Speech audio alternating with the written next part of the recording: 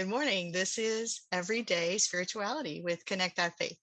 I'm Debbie Bronkema, and I'm here today with Nick Warnes, who is the Executive Director of Cyclical Inc. and the Director of Cyclical LA, whose mission is to inspire God's love for the world through faithful innovation in the church. We are talking to you today about the part of you that is a writer, and we're really excited to connect with you about that. The first question I want to ask you is, how did you see writing and begin writing as part of what you were doing through your overall mission? Debbie, hi. Good to see you. Good Thanks for including me in this. This is fun. I get to be on podcasts all the time talking about church planting, but to get to talk about writing is fantastic. So yeah, I'm looking forward to this. Absolutely. Yeah. So, I remember the first book I did was called Starting Missional Churches. And I remember I had an idea and I pitched it by a couple publishing companies. And they were basically like, yeah, that's a fine idea, but no one knows who you are. You need to get a professor to write with you. So I went to my friend, Dr. Mark Law Branson from Fuller Seminary, and he said, absolutely, let's do it. In fact, let's hop on an airplane in 3 days and we'll pitch it to the Missional Network and University Press. And we did that. And that was the start of the first book. I feel like I got a PhD education with Mark. It took like 4 years to write that book.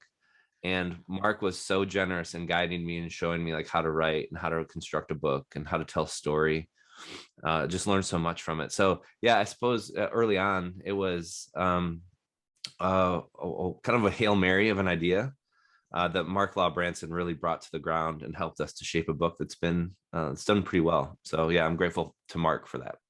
Terrific. And so you must have enjoyed the experience because you kept on going. So. Yeah, it's tough to, and we've talked about this, Debbie, in the past. It's tough to figure out rhythms with regard to writing. And I have kept going for better or worse. And I do enjoy the rhythm that I found, which is actually quite a bit of a different rhythm than what a lot of people practice when they write. But once I found that rhythm, fantastic. I love my my little writing practices. So what is your rhythm like? Can you share it with us today? I said it on a T for you there, didn't I? You did. Thank you. So, there's all these rumors that I've heard from my friends who are way more successful writers than I'll probably ever be. But, they have these very distinct disciplines of writing almost daily, oftentimes in the morning, oftentimes trying to write 500 to 1,000 words just to keep the flow moving. And I did that for maybe 3 days. I lasted. This is not for me at all. So the rhythm that I found is I'm fortunate to have a job where I get a study leave. And I get 2 weeks per year to study leave. And that's my writing time. So my discipline is I get out of town. I typically go up into the mountains to a cabin. And I take 2 weeks and just absolutely plow as much as I can in 2 weeks. Wow. And yeah, it's been effective for me. I like it. Yeah. So did the other thing not work because you're not a morning person, or that's not where or do you need longer periods of time to be creative? Yeah, that's a good question. I am actually a very morning person. So I wake up between 4 and 5 every day and wow. Read and work out and do all that kind of stuff. I'm very not a night person because I wake up so early, right? I'm like asleep by 9:30 or 10 every day. But yeah, I think it didn't work out because I have other priorities that I like to prioritize in my creative time. I don't know if you all have talked about that. Like I get this like creative flow that typically happens from about 5 a.m. and it ends like 10 a.m. Yes. So like 5 hours a day to just plow creativity. And then I typically will set meetings after 10 a.m. and do, all the meeting things. But yeah, I like to spend my creative time in other ways most of the time. But except for those 2 weeks of study leave, I love getting creative in those spaces. Interesting. Yeah, I've actually just kind of discovered that that's my rhythm as well. The creative time is 5 hours in the morning and the rest of the day can be meetings and things, but not that same creative energy. That's interesting. I wonder what that's about. Coffee is what it's about. Well, there you go. Coffee.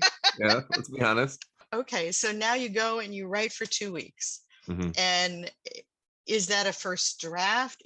What is that when you're done with the 2 weeks? What does that look like for you? That's a great question. Yeah, it's been different for different projects. So I've been fortunate to write 4 or 5 different books, depending on how you think about it. Okay. And so it just depends on where we are in the process. But I think big picture, yeah, it's it's outline, it's just plow a first draft, just get it done. It's, as you know, Debbie, way too much time editing afterward. Yep. And then so I write with Cyclical Publishing now, and I didn't broadcast my new book through the bigger publishing houses for various reasons, which I'm very happy to talk about publicly if you'd like to talk about that. Okay. But then what I've learned is once you get the final manuscript done, you're like halfway there, because then it becomes about distribution, advertising, just letting people know that you've birthed this thing into the world, and trying to figure out how to share that story. Where did Cyclical Publishing come from, and what need is it addressing that you didn't find in the other? Yeah, good question. So Cyclical Publishing came from the brain and the heart and the Holy Spirit, of course, of Brendan McClenahan. Brendan had an idea to do publishing differently, and I remember him pitching this idea and saying, hey, we could do this, and this. And I was like, Brendan, there's nothing less innovative than making a publishing house right now. That sounds exhaustingly boring. He said, no, wait, listen. So 2 main things. One is that Brendan can go from manuscript to published on the spot in 3 days, which is, so he's expedited the system, which we all know that innovation is oftentimes about expedition. So there's that side. And then just the ethics of price per unit that the authors get. In my former books, the price per unit the authors get is, I wouldn't even say borderline unethical. I would say is fully unethical. And we're actually treating our authors better with giving them a more appropriate cut on price per unit sales. Okay, that's great. That's great. So, like you said, you've written 4 to 5 books, and you work all the time in the church planting and innovation area. So now you've told me you're starting to think about fiction. And yes, let's talk about it. Can I get your wisdom here, please, publicly? I need help, Debbie. I need help. Let's talk about whatever you want. Absolutely. So what is that feeling in you that you want to do something with fiction? Do you know where it's coming from? Yeah, I mean, it's a great question. So most of the writing I've done has been kind of pseudo academic, church planting, or like faithful innovation kind of sphere. And foundationally, I remember my wife, after publishing that first book, Starting Missional Churches, she said, hey, good job. That book sounds like 6th printing. It's quite lovely. But realistically, there's not a lot of sales that come with, such a very academic church planting book. So my wife has been encouraging me to write more poppy kind of things. Okay. That's been in my head for like, I don't know. Yeah, probably 6 years. I finished this last book that's coming out in a couple of months called Deconstructing Church Planting. And when I was done with it, I just felt it in the air. I was like, brush the dust off my feet. I am wiping my hands. I have offered all that I can to the church planting sphere and writing. And I want to do something way different.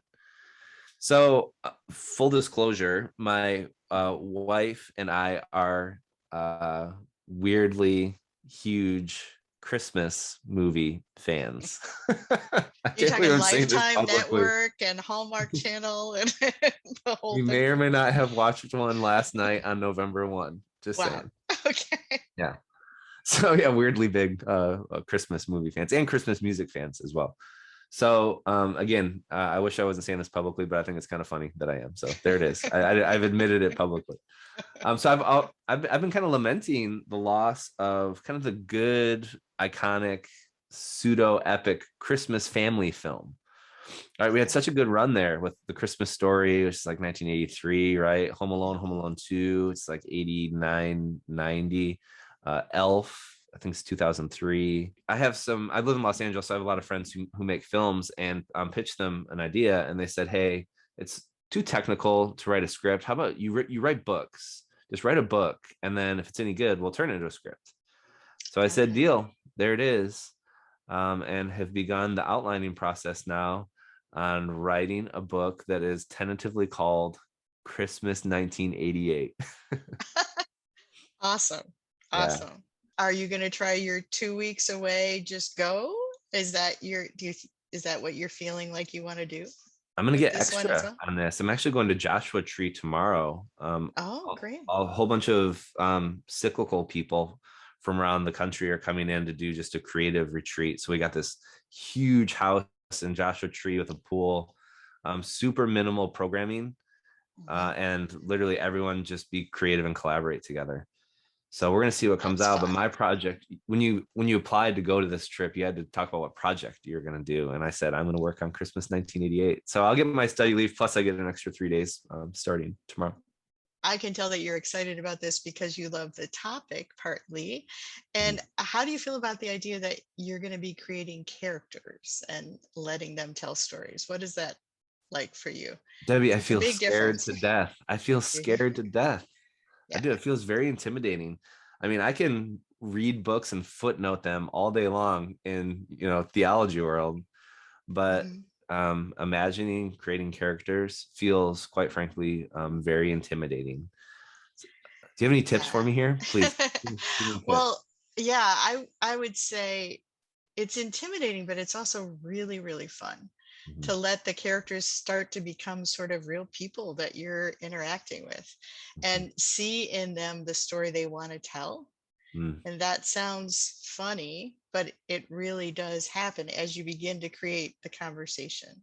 I uh, think it's really, when you don't know your characters yet, it can be nice to have dialogue so that characters are talking to each other and you begin to see who they are in the mhm, way they talk to each other. mm, So if you're stuck, mhm. imagine a conversation between two of your characters. That would be one of the things I would try I early love it. on. I can't wait. Yeah, it's easy that It's I'm really fun. outlining. So I'm outlining kind of the narrative, and then I'm outlining the characters. Okay. Okay. So I'm Good. doing both side by side. And I'm wondering that'll be a fun exercise. I'll do it in Joshua Tree this week. I'll Yeah. I'll start to line up characters and have them start talking Yep. together. See what comes out. Yeah. It's so Yeah. It'll thrilling. be That's so much interesting. fun. So much more fun than footnoting the latest whatever thing. Oh gosh, I can't tell you how excited I am. That's awesome. I'm really glad that you're trying this new thing, and it feels like you're really listening to something in you that needs to let that come out. That's the other thing. Somebody told me this early on. Um, the character might go somewhere you don't want them to, and you can't not let them. You have to Okay. let them go, which is where the scary part comes Oh in. boy, hold on Yeah. tight. Yeah. So that's great. I'm glad that you're opening up this opportunity and letting yourself tell a new story because you've been telling great stories for a while. So how fun to tell the story in a different way and from a Yeah, I different agree. Yeah, I viewpoint. agree. I appreciate that. I'm wondering if there's anything else that you wanted to share today about your writing experiences or what you're Oh, anticipating. I mean, bottom line, I'm just a schmuck that writes some words sometimes, and I just appreciate you having me on. Um, yeah, writing is not something I expected to get into, and I've been doing it now for 7 years. Okay. And I really do. I look forward to the projects. I think I will probably always have a writing project going on now in my life. At least it seems to be going that way. I love it. I love the rhythm I found. Also in that rhythm has been community. So Hmm. when I'll go like up to the woods to the cabin or like going to Joshua Tree tomorrow, I'm a flaming extrovert. So I don't do it by myself. I always bring people with me. Okay. And so I love the community around it. And then I love the community aspects to finishing the project and bringing it to life. So Right. And how it relates, how people relate to you about what they read and what they heard and what you read can be a really, absolutely, really fun 100%. part of it.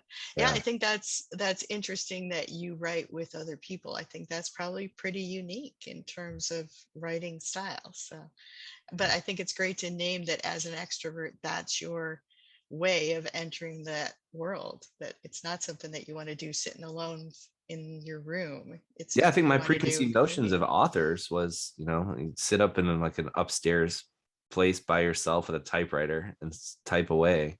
Yep. Like I think that's probably what kept me from thinking about writing for a long time because my preconceived notions were that's what it was. Once I figured out I could do this with friends, it was way better and matched who I am as a human way better. So yeah, I've appreciated finding that rhythm as well. That's fantastic. Thank you for sharing that, because I think Mhm. that'll be a new answer for a lot of people that might open things up in a really good way. So is there anything you want to tell people about today? Any part of your where can they find out more about you and that, or where can they find your books? Tell us that kind of information. Sure. Yeah. I mean, whatever. Instagram, Facebook. I think my Facebook is full now. I need to lose some friends. I think I'm at the top they give you. But yeah, Instagram, Facebook. You can look up cyclical stuff, Unfaithful Innovation, Cyclical Inc, cyclicalinc.com. And then my new book that's on pre-sale right now is cyclicalpublishing.com. So yeah, I left a link with you all. So hopefully you can put that on with this podcast. It's in pre-sale right now. It'll be launching in about 6 weeks. Terrific. Mm-hmm. Terrific. All right. Thank you so much. Yeah, thanks for It's including me. great to have you here with us today. This has been Everyday Spirituality, and you can listen anywhere you listen to podcasts or watch on YouTube or Facebook. Feel free to share with your friends, give them a chance to subscribe too. Thanks again.